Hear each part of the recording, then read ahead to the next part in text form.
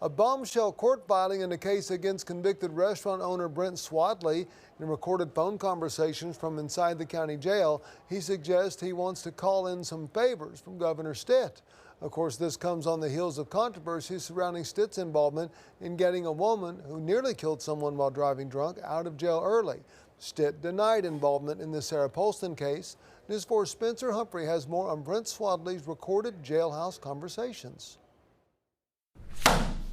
4 pages of jail phone call transcripts suggesting convicted fraudster Brent Swadley seems to think Oklahoma's current, or maybe even future, governor could help him out as he's set to begin serving up to 10 years behind bars. On May 28th, an Oklahoma County jury found Swadley guilty of defrauding millions of dollars from the state while operating state park restaurants. In the days following, a new court filing reveals Swadley made phone calls to his family and publicist, begging them to curry favor with people in power. "I'm hoping you can do something bold and courageous, like almost pushing too far with the right people," Swadley told his publicist Lisa Liebel on the phone on June 3rd. "Because I'm begging, man, I need it," he said. "I just can't believe I'm in this situation." In a phone call just 2 days after his conviction, Swadley tells his wife Melanie, "I just hope that Stitt does the right thing." His wife quickly responding, "You cannot keep talking about that on the phone." Later, Swadley says, now it's time for Stitt to step in and do what? Before his wife cuts him off, telling him, okay, you've got to stop talking. While discussing the lengthy criminal appeals process with his wife in a June 1st phone call, Swadley says, "We've got a little leverage with some people," but before his wife again cuts him off, saying, "Let's not talk about court. It's getting recorded."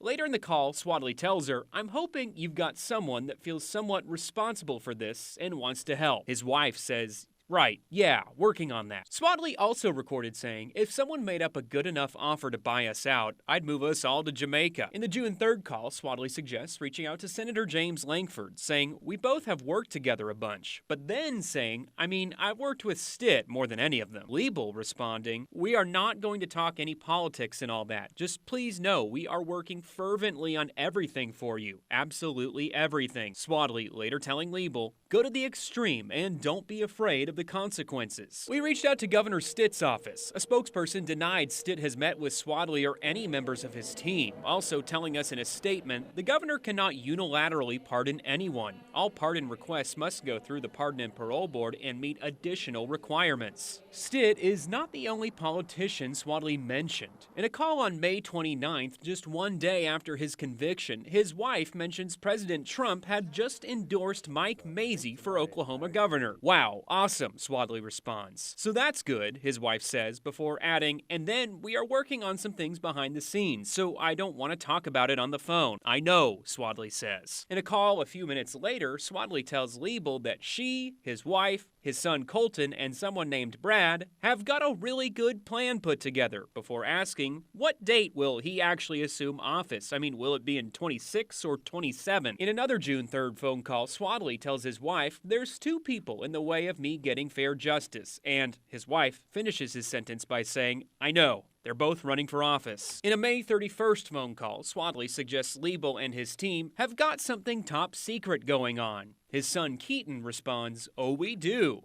Swadley asks, "Well, you think it's going to work?" "We have multiple angles going," his son responds, "and one of them is going to work." We reached out to a spokesperson for Mazzei's campaign, who also denied any involvement in a statement saying, "Mike has never met Brent Swadley. All he knows about this case is what he has read in the papers."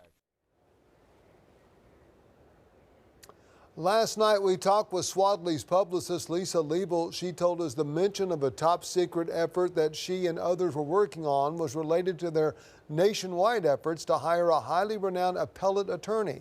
They ended up going with a firm out of Tulsa. The Attorney General's office that filed that court document with those transcripts as part of the ongoing appeals process. We asked if they had copies of the call recordings to share. We should have those later this afternoon.